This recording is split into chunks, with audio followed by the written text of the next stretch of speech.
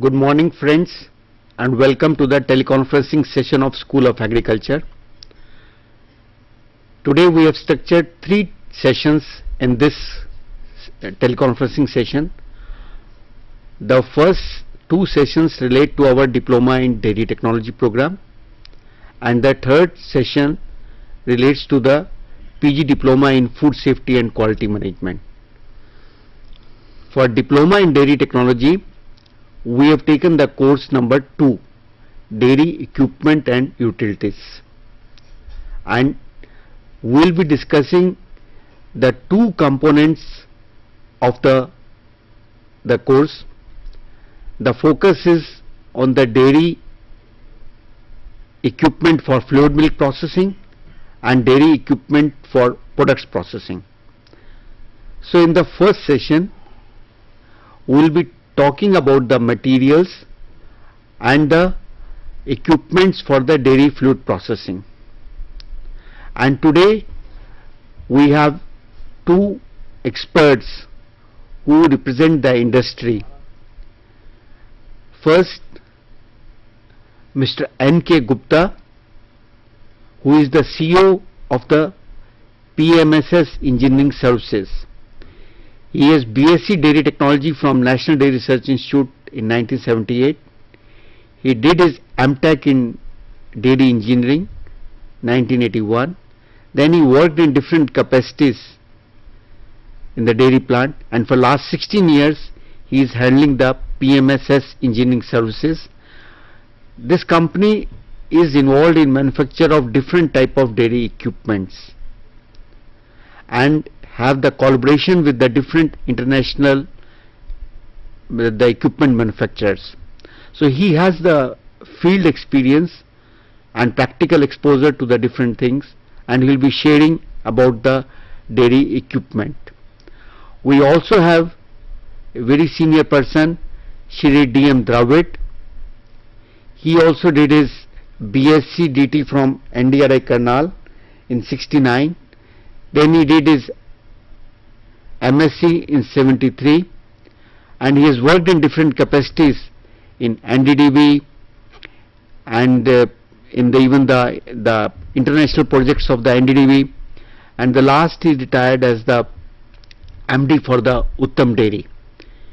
He is the consultant, and he is also the program coordinator for our program in the Gujarat. And very innovative thing he is doing, he is involving many of the dairy federations to become the study center for our programs. He is also ensuring that the sponsored students are there. So with these 2 experts, those who have a lot of practical experience, we will start with the session. First I will set up the background which is given in our unit, and then the practical exposures will be given by my colleagues, by invited experts. We know dairy equipment and the maintenance is the first unit. In this we have the unit materials and their characteristics, and then the dairy equipment for fluid milk processing. In materials and their characteristics, we know we will be covering types of materials, properties of materials, choice of materials, selection of utilities. These are the broad things which we have to cover. Now the first thing is a selection of the equipment, because once you receive the milk as an entrepreneur or anyone, you have to hold the milk either at a small level or at a big level, at household level. Whenever you take the milk, for any processing you need a container. Now what should be the characteristics of this? There are certain special characteristics. The first thing is material should not react with the food. Then it should not be non-corrosive. It should be safe under hot and humid environment. It should be able to handle chemicals during washing and should have enough protection against any damage. These are the characteristics when we need for any equipment. Then important thing is sanitary features. What are the sanitary features is that it should be easily cleanable, in assembled position as well as in disassembled position. We should be able to remove their parts, dismantle it, and then fix it properly. And when assembling, we have to see that the threads and everything should not be exposed to the products, because there are the problems. The product can stick to there, and if the washing is not there, this can be a good source of the contamination should be there. Then all the joints and the grounded should be have smooth finish should be there. Similarly, the interior surfaces should have smooth and even finish, and there should not be any projections or any holes. These type of things should not be there. These are some of the sanitary features. The other thing is that gaskets which we use should be smooth, non-toxic, and the product resistance should be there. Normally, what type of materials we use? At the village level, we use the earthenware, or they are zinc plated, like galvanized iron, are made of brass or copper. Modern dairy utensils, they are made of tinned iron, aluminum alloys, or stainless steel. Nowadays, we are using more of the stainless steel. In all the dairy plants, if you see, the equipments are made of stainless steel, and we refer normally it as a 18:8 stainless steel. What does this mean is that this contains 18% chromium and 8% nickel is there. But this stainless steel is, there are different type of grades which are used in the dairy plants, and they have different finish also. But the first question will be, what is stainless steel? Stainless steel is an iron alloy with carbon between 0.5 to 2%. The carbon improves the strength of this, and as we mentioned, normally we use 18:8 stainless steel. What it means is 18% is chromium and 8% is nickel is there. And we have normally 0.08% of carbon in under the 18 and 8 type of stainless steel. Now with this background, that stainless steel and how these are the manufactured into different type of fluid milk processing, I will request my colleague and expert Shri N.K. Gupta to explain about the things, that what type of the different type of steels are available, and how do we use them, and what type of different in the dairy industry we use the walls, different types of fluid milk equipments are there, like pasteurizer, homogenizer. How do we use them? So he will explain. Mr. Gupta, please. Thank you. See, mainly in dairy industry, what we are using, 4 different types of materials. One is, we call it 202, which is a general purpose stainless steel. Then we have 303, which is very easily machinable version of 304 via addition of sulfur and phosphorus in this, and we also referred it as a A1. The next material we have 304, which is a very commonly used in dairy industry, and we call it 18:8. That means nickel and chromium percentage is 18:8. The next material we have low carbon on 304. Material is 304, but the carbon percentage is low. This is very commonly used nowadays in dairy industry. Then in dairy industry, wherever we see there is a lot of washings of acid, alkali, then we have to go for a better material than 304. So we use their type 316, which is the second most common grade of food and surgical. For the food and surgical, stainless steel uses alloy addition of molybdenum, prevent specific form of corrosion.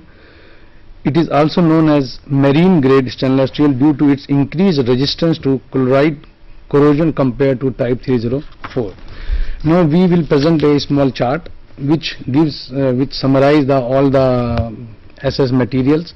That first one, it is shown there in the slide, 202, then 304, then 304L, then 316, and then 316L. In 202 you will see that the chromium percentage is 16 to 18%, and in 304 it is 18 to 20%. You will see that chromium is higher here, and in 304L chromium is same, but the carbon percentage is 0.03% as compared to 304, which is 0.08%. Then next we come to 316. This is a very important material in dairy industry. This contains, if you see in the last others, it mentioned 2.0 to 3.0 MO. So this is a molybdenum percentage, and this has got a chromium also 16 to 18, nickel is 10 to 14, nickel is also higher in this case, carbon is 0.08, and the molybdenum is there, which you will see that in none of the other material it is not present. So 316 and 316L with low carbons are very commonly used for milk industry, like milk pasteurization plant, where we have a different types of plates. There we use 316 and 316L plates. Then next we have the stainless steel finishes. Again we have a lot of numbers in this, that we call it, when we say number 0 means it is a hot rolled, annealed and thicker plate. Number 1, it is hot rolled, annealed and passivated plate. Then 2D, which is commonly used in dairy industry, is a cold rolled, annealed, pickled and passivated. Then we have 2B, which is same as 2D but highly polished. It is a same material, we polish it bit higher, to a higher degree. And then we have next is 2BA, which is bright annealed under oxygen free atmospheric condition. It is during manufacturing process, it is oxygen free atmospheric under condition process. Then we have number 6 matte finish, and then number 7 we have mirror finish. Then we again go for a selection criteria of the material for equipments. Then first is the easy of fabrication, machinability and weldability. That the material that we select should be easily machinable and should be easily weldable. Then it should be easily available in the market. Then the cost factor, and then other things like specific weight of the material, conductivity, heat expansion, resistance to corrosion, brittleness and hardness should be considered. Then we have the next item for this properties of material, that should be non-toxic, non-flavor, imparting and should not affect the keeping quality of the product, because the milk product is always stored in some tank, so it should not give any flavor to the product. Insoluble in the product and non-absorbent quality, resistant to corrosion and easy to clean and tractor. Then other than stainless steel, we are very commonly use other materials like aluminum, which is a chemically stable material, lightweight, corroded by alkaline detergent. Then we have glass, we use in the laboratory purposes. Then we have rubber for gaskets purposes, and then we have plastic for clamping and other applications. Then in this all equipment selection, one of the very important thing is the corrosion. Corrosion is electrochemical decaying takes place, depends upon the type and composition of the material, presence of moisture or water, temperature of surroundings and chemical nature of the product. Like we have in milk pasteurization plant or any dairy equipment, the product is being holded for a long time, so we don't want that any decaying should take place of that product because of the material. So corrosion is an important factor. Then next comes to the then we will cover up the prevention. We go to prevention, protective coatings on metal equipment, electroplating, metal spray coating or cladding, covering with a soft metal like thin aluminum.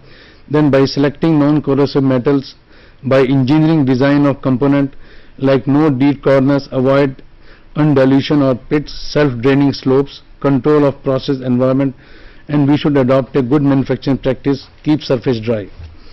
This what we are talking here of the protective coatings on a metal equipments. It's not a directly equipment. We can say like in the equipment, when we use some nut bolts for tightening the things, we try to go for a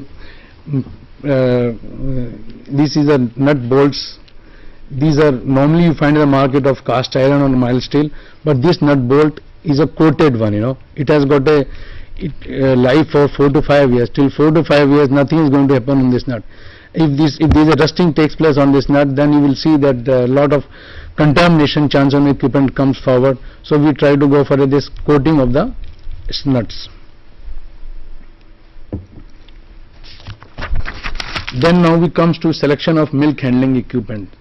We have to select the capacity and products to be manufactured, flow line diagram, sequence and equipments, capacity of the equipment and ability of the equipment. Now I would like to go to unit 2, that is dairy equipment for fluid milk processing. So in this what we are going to cover up is the how milk is produced from the cow, how it comes to the factory, and then milk collected in the factory at milk collection at chilling centers, and then how that milk comes to the reception to the dairy where milk is received and stored. Then that milk after storage is pasteurized or sterilized, and during that process we use the homogenization and centrifuge, packing and filling, membrane technology, deaeration, pumps, tanks and pipes and fittings. This we are going to cover up now. So first I would like to explain in general a basic principle flow sheet for a milk fluid processing plant. So that I see what is happening, that in the first at the bottom if you see, this is shown a road milk tanker. This is a road milk tanker, and then that milk comes through road milk tanker to the dairy plant, and then there is a small balance tank, and after balance tank milk there is a duplex filter, inline filter.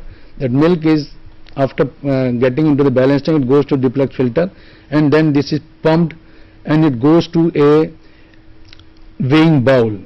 If you see little up, this is the weighing bowl shown with the round things, and then weighing bowl, then below there is a dump tank. So milk is weighed there at the weighing bowl and is flooded down to dump tank, and then again we through a pump on the left hand side, it goes to the milk chiller. This goes to milk chiller. So milk, the moment, because we don't want that milk should stay in the it should stand in the factory main gate, that okay we are waiting, so milk should be immediately chilled and immediately should go to the top 3 storage tanks. So these are 3 storage tanks. One is a raw milk storage tank, other are the processed milk storage tank. So milk immediately chilled and sent to the raw milk storage tank. Then after raw milk storage tank, this milk, once milk is received at the dairy, then we pass that milk storage from the storage tank to, it goes to the pasteurization plant. This is the pasteurization plant, and in this we have a, on the right hand side, 2 duplex filter, right hand side 2 duplex filter, and then after that we have a balance tank and a pump. So what happens from the milk storage tank, we get milk through this pump via to pasteurization plant, which is in a 4 section plant, and then in this first milk goes to the regeneration section 1, then it goes to the cream separator, which on the left hand side 2 separators are shown, and after separator this goes to the second regeneration, and then it comes out to the for homogenization if required, and then it heated up and then goes to holding coil, and then it goes back to the milk storage tank at the top. So there are 3 tanks at the top. One is raw milk storage tank, second is a pasteurized milk storage tank, and third is a standardizing tank, whatever depends on the product what we are going to manufacture. Then what happens that once milk is pasteurized after cream separation, it goes to storage tank. Then what happens, this cream is going again through a balance tank to a milk cream storage tank, which is at top, this one, and then this cream is being pumped to the butter churn. Butter churn is shown there, and after butter churn it being shifted to butter trolley, and then this butter trolley, this goes to butter melting vat, next one, and then this goes to ghee boiler, and then from the ghee boiler, then it through pump it goes to ghee settling tank, and then finished ghee storage tank, and then it filled up in the, depends on the requirement of the market, that you want to fill in the pouch or in the tins or the big tins or small tins. So this is the line for the from the cream to butter, butter to ghee, and then packing. And now we come to the liquid milk packing. In this liquid milk packing, the what milk we have standardized in number 2 tank, that goes to milk pouching machine, which is shown on the milk pouching machine. Here milk is being packed in pouches, or we can send it to the directly can filling. You know, if you see on the right side, last one, this is the can filling. So because some places they need them milk in bulk, canteens or hospitals or institutes. So we do the milk packing in a pouch filling and can filling, and then we have a Tetra Pak and other local methods of supplying the milk. So this is the basic flow sheet for the milk processing, right? So next we go to, now let us come back to that primary production of milk. We go for the simple method. Dairy equipment is being used for hand milking. So we show by picture. This picture is top pe nahi aa raha hai, but anyway, so the hand milk. Let us go to next slide. So if you see at the top, we get the milk collected in a small container. That milk, and that milk is being brought to the tank at the top, which is showing direct expander tank used for cooling and storage of milk. If we see that milk is in a larger area, where people want to we have a lot of milk, then we use the figure 1B. If you see, we use the machine milking, that is shown with the cow, and then there is a machine milking taking place, and on the center there is a farm milk cooling tank, and under vacuum system that milk is pumped out from and it's stored in the farm milk cooling tank. But in some big dairy plant where we have a large farms, we have to go for a milk chilling system. If you see in the bottom one, you see there is a chiller. This is a chiller here. This is a chiller showing here. So we don't want to wait for a long, because the raw milk contains a lot of bacteria. So our objective is to immediately chill it and do it as fast as possible. So we use for a large farm with heat exchanger for rapid chilling. So this is the method of cooling the milk at the farm level. Then now once after milk is being collected from the farm level, it comes to the dairy. So after coming to dairy, we will show at the top on the left hand side, you will see an insulating cover protects the milk from the heat and cool. The cans what we get from the farm are being covered with some kind of a protective layers, so that the temperature, maybe the ambient temperature is higher, so we use that cover. Then farmers delivers uncooled milk into churns to centrally placed cooling station.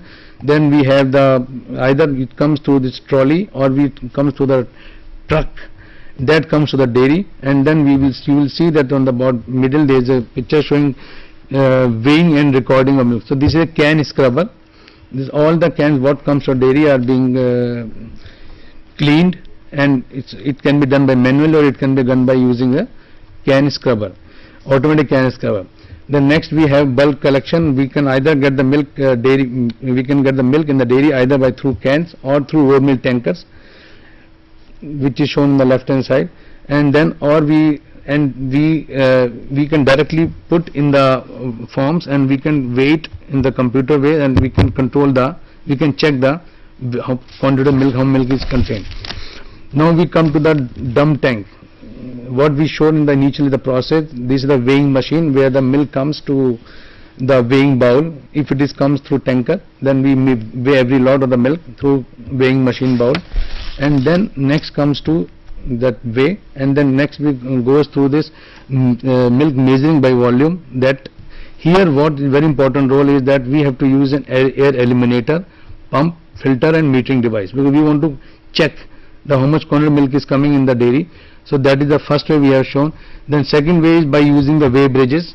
We have a tanker which directly come on the weigh bridge, and we record the milk incoming flow. And third method of doing is by using a load cells. See at the bottom, these are the load cells shown. That in the tank itself we have a load cells where everything is very finely controlled in the control panel, and we know what is happening in how much milk is coming and how much milk is going in. So these are the three ways of measuring the milk coming in the dairy. The next important thing is that the heat exchangers. Heat exchangers are frequently used component in dairy processing. It covers only those components which we are using in the liquid milk processing. What we are covering here is that. Then heat exchangers, again there are various ways of treatment of the milk. One is the LT pasteurization, then second is HT, and then third is ultra pasteurization, and then fourth is UST treatment. So what happens in LT pasteurization plant, the milk is being stored in a tank and heated up to 63 degrees centigrade and maintain the temperature for 30 minutes. Then in STST, what we are going to cover, from 72 degrees centigrade is being heated and hold it to 15-20 seconds. And third is ultra pasteurization. If you want to increase the life of the milk, then we go for the, if you want to life from 30 to 40 days, we use the ultra pasteurization, and then still higher we go for UST treatment of the milk. So in next slide I have shown a brief temperature profiles in a very simplified way, that in LT pasteurization of milk we have a 63 degree temperature which hold over 30 minutes. STST pasture milk 72 to 75, which is 15-20 seconds. And STST pasture milk cream we also use, where we use the temperature more than 80 degrees centigrade and hold it for 1 to 5 seconds. Then ultra pasteurization we have 125 to 138 degrees centigrade and hold it for 2 to 4 seconds. Then UST for sterilization, normally sterilization in containers, like you see in the market that lot of bottles comes in milk, in the bottles comes, there we use the bottles with 115 to 120 degrees centigrade by 20 to 30 minutes. So now we come to the one of the very important things in pasteurization plates. In the pasteurization plant we have a different types of plates. That here I want to stress some more information by showing some plates which I have brought with me. See, in this we have a 3 types of plates. If you see, first one is a low theta, the top on the left hand side, then next is a high theta, and the third one is a wide gap plates. So what happens, that first low theta means the heat transfer is low but the pressure drop is higher, and second the pressure drop is low and the heat efficiency is higher, and third is wide gap plates. So these 3 plates, again we have a very simple, very difficult situation in this plate heat exchanger, that these gaskets, there are gaskets on these plates, and these gaskets gives a big headache to the dairy industry, that sometime during operation these gaskets comes out. So what originally years ago we had a plate with a glued gaskets originally. I will just try to show. So these are the plates which used to come years ago. These plates are with the glued gasket. Maybe you can see there is a lot of glue here. Glued means these gaskets are stick on the plates. You cannot remove them. You can see the solution is mounting there. A lot of people are using this solution. This is the one type of plate what we used to have. Then afterwards we got this another plate, that is we call it lock-in type. In this what happens, there is a hole in the plate here. You can see there is a hole in the plates, and this gasket is being locked. It is being locked like this. So it's very easy to lock it and remove it and put it back. The purpose of using this lock-in gasket is that in industry normally when the people use the plate heat exchanger with gaskets, glued gasket, they do not get the required fluid, required adhesive. So they used to buy from market some local solution, Dunlop solutions, and they just put it, and which is a poisonous in the for the dairy, you know. So after that they started this lock-in type gaskets. In this no solution is being used. Then third, latest what it has come is that clip-on gaskets. You see there is no holes in this. There are no holes in the plate here. All gaskets are clip-on type. Just you have to clip on like this. Maybe I can show it, I don't know. So this is the latest innovation in the plate heat exchanger industry, that all gaskets are clip-on type. And you can see here on the mark blue, there is a blue mark. This means this is a nitrile butyl gasket, NBR gaskets. And you can, the advantage of these gaskets is that, the advantage of these plates is that they are, you can tilt the plate. If you have having this plate in the pasteurization plant, if there is some problem, you can tilt this plate. You can take out the tilt, because the configuration from this side and this side is same. So you can tilt this plate very easily. These are the advantage of these gaskets. So these are the 3 plates what we have shown here.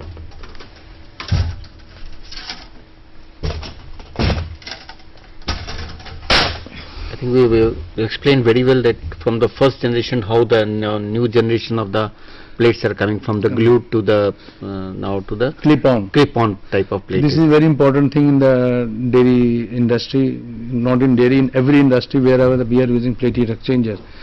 Then now next comes to that again in this these are the normal gap plates. Then we will see at the bottom right hand side, this is the wide gap plates, parallel flow pattern, where the gap is around it is more than 6 mm. In this, the gap of the plate between the two plates is more than 6 mm, and it goes up to 12 mm in the wide gap plates. And the what plate I have shown you, they were all normal gap plates. In that plate the gap is up to 4.5 mm, which is being used in the dairy industry. But for the cream industry we use these wide gap plates, which is shown on the right hand side bottom. Then we go for the holding coils that is shown again on the previous slide, please.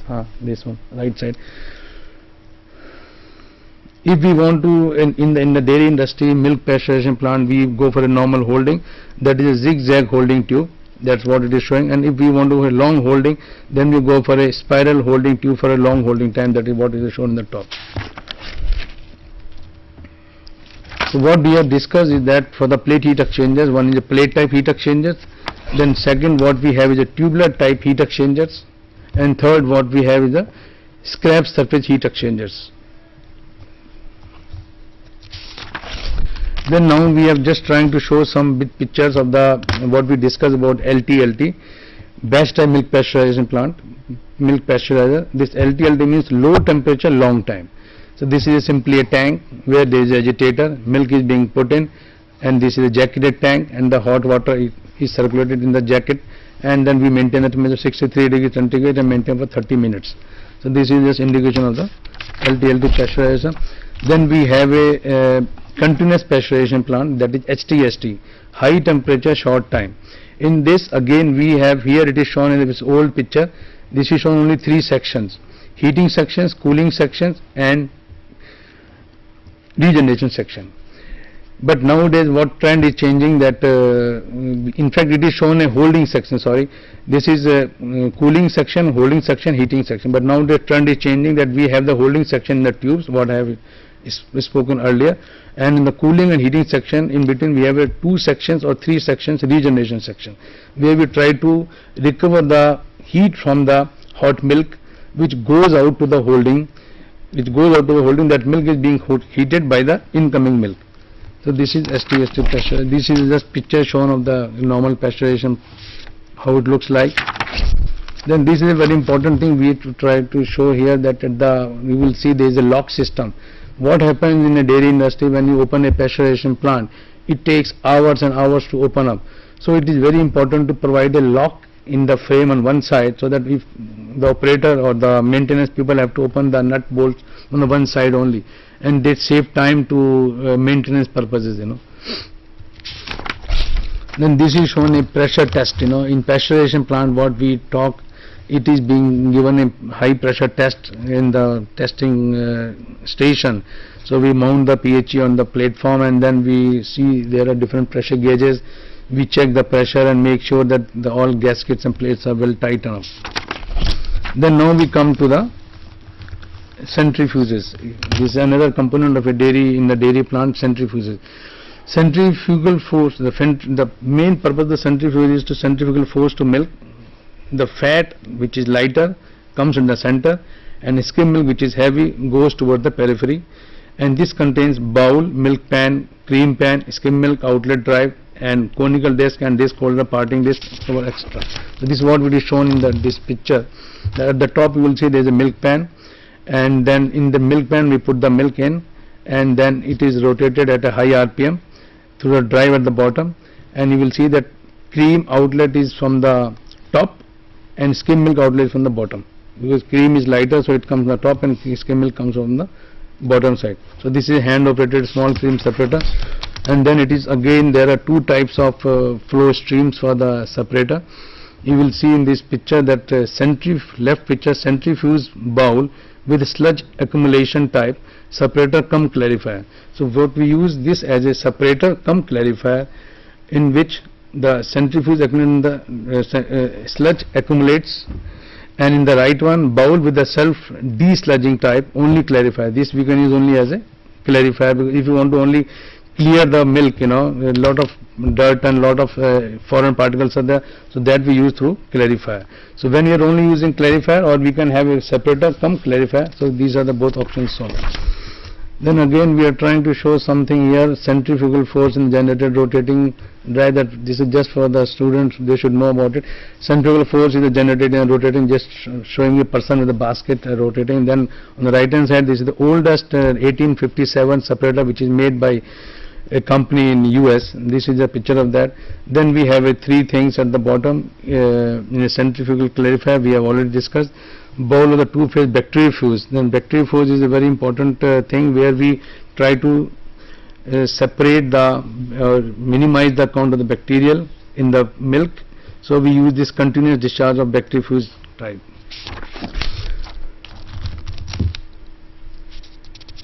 Then bacteriophage, maybe people are aware, that is a process in which specially designed centrifuges called the bacteriophage is used to separate microorganisms from milk. That is the purpose of bacteriophage. And then we have a decanter centrifuge, which is used in the dairy industry to harvest special products like precipitated casein and crystallized lactose. Decanter centrifuge, there is a movie, there is a picture shown, and then we have a separator. Next slide. This is the general separator, how it looks like. Then we have homogenizers. I think during the time I will just try to do faster. Homogenizer, we have a type of heads, single or double stage homogenizing head, triplex pump, high capacity motor, power transmission mechanism, pressure gauges. Homogenizer, I think it's normally two types of homogenizer, single stage and two stage. It's a standard industrial process universally practiced as a means of stabilizing the fat emulsion against gravity separation. Maybe you can see it in the milk, when you boil the milk and keep in some vessel, you see the cream layer comes at the top.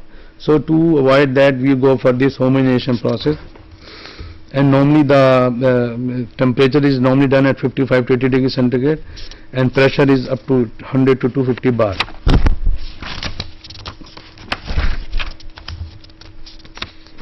The major advantage of homogenizer is to smaller fat globules leading to no cream line formation, reduced sensitivity to fat oxidation, more full-bodied flavor, better mouthfeel, better stability of the culture milk products.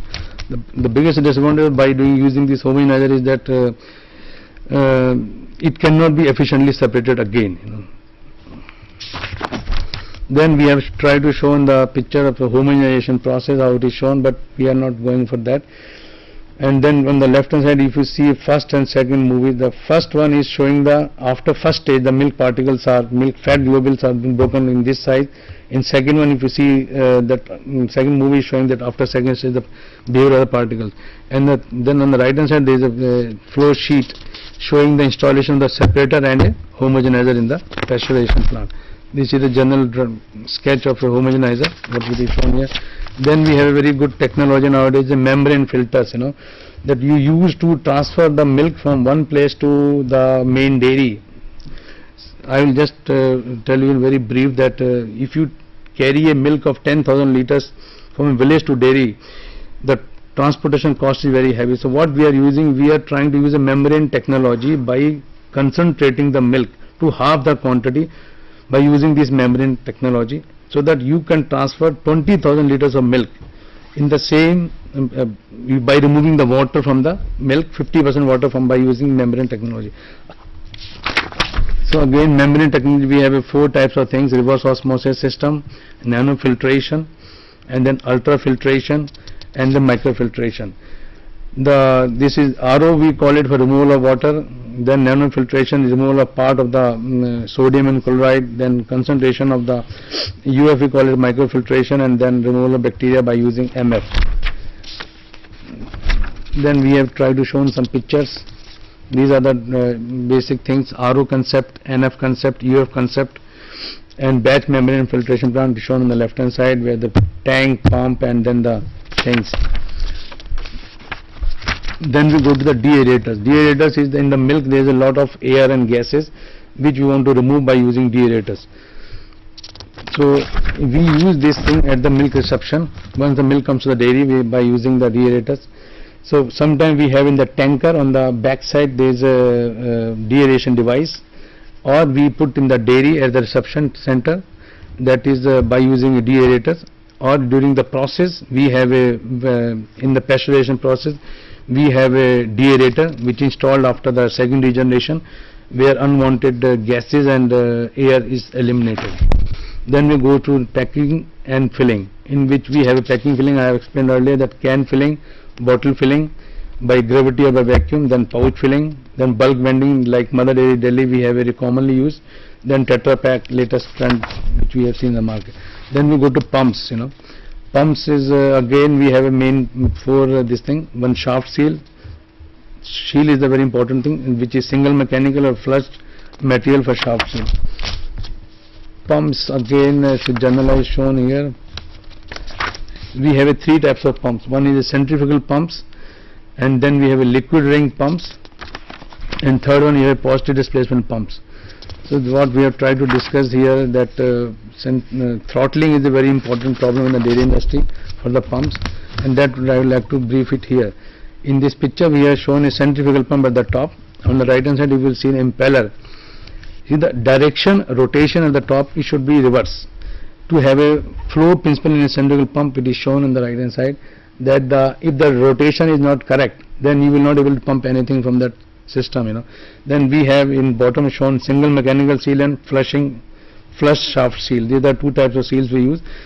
And then third is that we normally have a problem in industry that we have a pump of a higher capacity, and it's giving a lot of noise. So people try to put some kind of a suction, at the suction some throttling devices, which is not advisable. So the best is to throttle the pump at the discharge. If you see in the picture this, we have shown the throttling device at the discharge side, so we should try to use always we should throttle the discharge side. Then we have another type of pump of its lobe pump. These are the two lobes on the left hand side if you see. And then we have eccentric screw pumps, piston pumps and diaphragm pumps. Then next comes to the tanks. We have different types of tanks: storage tanks, silo tanks, intermediate storage tanks, mixing tanks, process tanks, balance tanks. What it is showing the first, storage tanks, it is shown there, intermediate tanks. These are different type of tanks we have shown, and this is the next is tanks, and then the pipes, valves and fittings. Pipe, valve and fittings, I will just try to explain things here. So these are the bends. See, they should have a proper thickness, because when you weld it with the pipe, it should match. If the thickness is not proper, then maybe you cannot weld, and there will be a lot of bacterial problem. So this is the bend, this is a T, what we are trying to show. And then these are the reducers. People are using this kind of reducers, but nowadays we are preferring this kind of, because there is a straight portion. If you see, this is a straight like this, but in this there is a tilt and there is a straight. So maybe you can compare. This is a flat and this is the so this is better one, what I will say. And then we have pipe valve fitting. Then we have this unions, which is very commonly used in our industry, and now latest trend is for tri-clamp. In this again we have a liner, ferrule and this gasket. This is the latest thing coming up, and in this the chances of cavity is reduced. And then we have a kind of a non-return valve. This is 3A standard. This is 3A standard. That means you can open up totally and then you can clean it, and you can no chance of bacterial contamination in this. Then we have this clamps for holding the pipes. Like this is the pipe and this is the clamp. So this is smaller size, so we can hold it. And then these are the side glasses which we try to install in the pipeline. We can check the milk is going or not. And then these are the sampling devices for taking samples from the tanks and all that. This is the spray ball, what we have shown, try to milk spray bowl.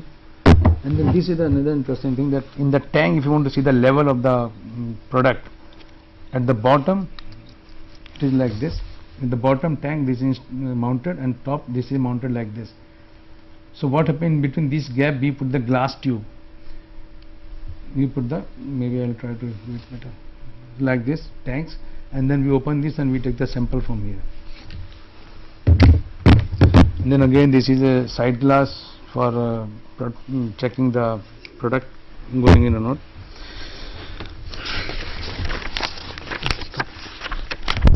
So friends, we will stop at this moment, and in next session we will continue with this, and we will talk about the products also, and then we will have the observations of Mr. Dravid also on this. So friends, please stay with us, and when we come at 12 o'clock, then we will continue the second session. Thank you very much. Thank you.